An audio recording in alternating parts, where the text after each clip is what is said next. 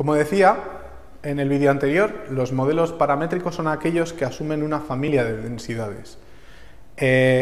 Por tanto, va a haber una serie de pasos a la hora de utilizar este tipo de modelos. Como ya vimos, pues existen muchas familias de distribuciones de probabilidad.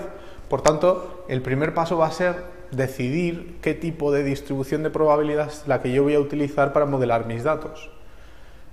Por ejemplo, en el caso del tiempo, pues podría utilizar una distribución gaussiana o podría utilizar una distribución exponencial o una distribución beta, etc. ¿Aquí qué es lo importante? Pues primero, antes de nada, ¿en qué dominio está definida mi variable? El tiempo, por ejemplo, sabemos que es estrictamente positivo. Eso significa que una distribución gaussiana que asocia una cierta probabilidad, grande o pequeña, a cualquier valor entre menos infinito e infinito, a priori no parece tener mucho sentido. Podríamos utilizar una distribución gaussiana truncada o podemos utilizar otro tipo de distribuciones que de forma natural están acotadas. Esa es la primera, y la segunda es la forma. Si recordáis también cuando hablábamos de ese tiempo, digamos que el aspecto real de la distribución no es simétrico. Si el tiempo medio, el valor más probable de tiempo es, como decíamos, ¿no? Pues 45 minutos, no es lo mismo, no tengo la misma incertidumbre en cuanto a que ese tiempo pueda ser menor, que probablemente como mucho sea 5 minutos menos, 10 minutos menos, que sea mayor, que puede ser 1 hora más o 2 horas más. Es decir, esa segunda cola, si recordáis, era mucho más grande. Entonces, eso, por ejemplo, con una distribución gaussiana tampoco lo podemos conseguir. Una distribución exponencial que decae exponencialmente, pues no parece que tenga mucho sentido en cuanto a el hecho de que yo tenga un valor más probable y que la probabilidad decaiga a medida que o bien aumento o bien disminuyo ese tiempo. Y luego, una vez hemos decidido cuál es la distribución que vamos a utilizar, el siguiente paso es evidentemente estimar los parámetros de la distribución, que eso es lo que vamos a ver ahora. Básicamente vamos a ver dos estrategias clásicas para estimar los parámetros de una distribución concreta, de una familia concreta. Y el primero de esos métodos es lo que se llama el método de los momentos. Supongamos que yo quiero utilizar una distribución gaussiana. Sé que esa distribución gaussiana, igual que todas las distribuciones, tiene una serie de momentos. Por ejemplo, el primer momento en torno al 0, que es la media de la distribución, o el segundo momento en torno a la media, que sería la varianza. Por otro lado, tengo los datos, y hemos visto que podemos determinar cuál es la media muestral y cuál es la varianza muestral. Por tanto, ¿en qué consiste el método de los momentos? Pues muy sencillo. El método de los momentos consiste en determinar cuáles son los parámetros de mi distribución, que hace que el primero y el segundo, o los momentos que necesitemos, sean iguales. Es decir, lo que quiero hacer es que los momentos, definir una serie de ecuaciones en las cuales los momentos de la distribución sean iguales a los momentos muestrales. Si recordáis, utilizábamos mu para los momentos de la distribución real y m para los muestrales. En el caso de la distribución gaussiana es el caso más trivial. El primer momento es directamente el parámetro mu, la media, que lo calcularé simplemente como el valor medio. Y lo mismo haríamos, por ejemplo, en el caso del segundo momento, es decir, cuando k es 2, que sería en torno a la media, que sería el caso de la varianza, lo igualaríamos a la varianza muestral. Si tuviésemos 5 parámetros en nuestra distribución, pues simplemente utilizaríamos 5 momentos para definir 5 ecuaciones y de esas ecuaciones extraer los parámetros, teniendo en cuenta que en principio todos esos momentos, los momentos reales de la distribución, están definidos son funciones de los parámetros de la distribución. Este es un método muy sencillo que podemos utilizar para determinar parámetros. Otro método clásico y típico utilizado para estimar los parámetros es el llamado de máxima verosimilitud. Supongamos que tenemos esta situación. Yo he decidido utilizar una distribución de Poisson para representar estos valores, 2, 1, 1, etc. he obtenido estos valores, esa es mi muestra, y quiero encontrar de todas las infinitas posibles distribuciones de Poisson, que recordad tiene un parámetro que es lambda, quiero encontrar el lambda que mejor representa mis datos. ¿Cómo puedo hacer eso? Pues muy sencillo. Yo puedo determinar cuál es la probabilidad de observar un 2 bajo una distribución de Poisson con parámetro lambda. Puedo calcular cuál es la probabilidad de obtener un 1, etc. Es decir, para cada uno de los puntos de mi muestra yo puedo determinar cuál es su probabilidad.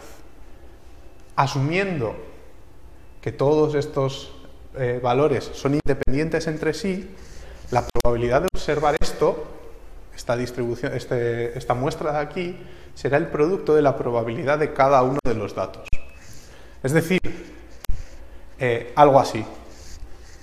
Será el producto desde el valor 1 hasta el valor enésimo de elevado a menos lambda por lambda, aquí hay una errata, es lambda elevado a x sub i dividido por x sub i factorial.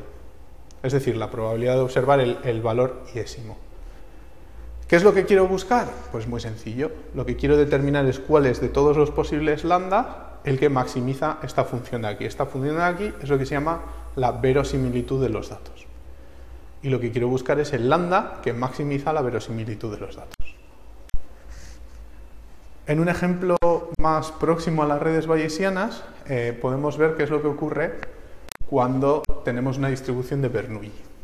Como ya comenté en uno de los primeros vídeos, pese a que las redes bayesianas las podemos definir utilizando variables continuas, nos vamos a centrar en el caso de las variables discretas. En ese caso, supongamos que tengo una distribución de Bernoulli en la que tenemos n sub 1 unos y n sub 0 ceros. Y el parámetro p es la probabilidad de que x sea igual a 1. ¿Vale? Es decir, tengo algo así como pues, 1, 1, 0, 0, 1, 0, 0, 1, 1, 0. En este caso tenemos 2, 3, 4, 5, n sub 1 sería igual a 5, 2, 4, 5, n sub 0 sería igual a 5 también.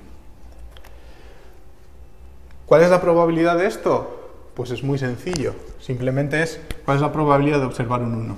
P. ¿Cuál es la probabilidad de observar un 1? P. ¿Cuál es la probabilidad de observar un 0? 1 menos P. La de un 0, 1 menos P, etc.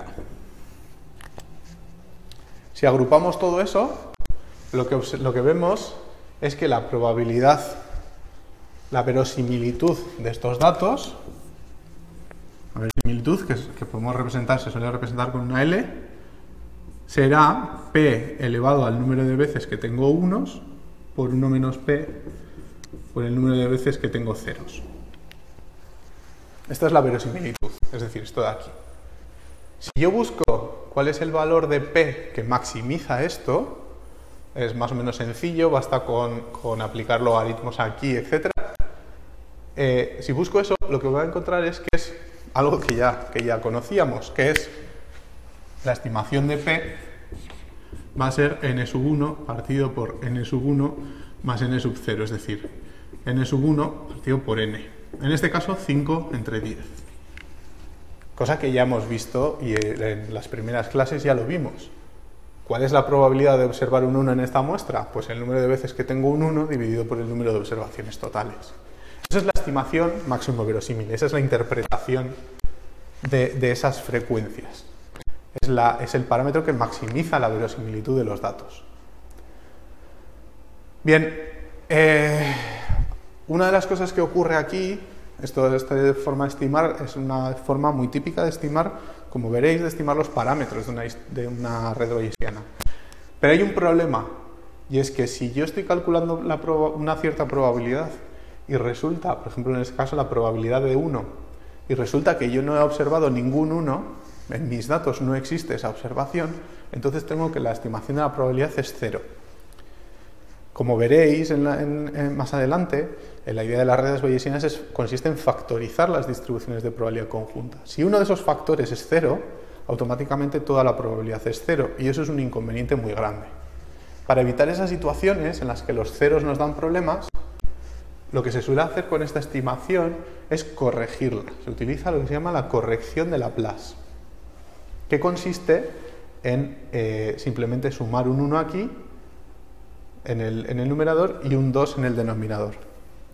Eso es en el caso particular de que tenga dos posibles valores, como ahora, 1 y 0. En el caso multinomial, en realidad lo que haré es sumar para cada uno de los valores, cada una de esas estimaciones, sumar 1 en el numerador y r, el número de posibles valores, en el denominador.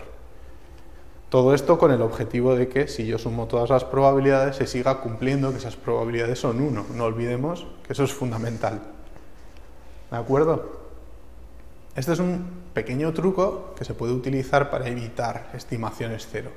Suponed que yo tengo un muestreo también de tamaño 10, pero no hay ningún solo 1.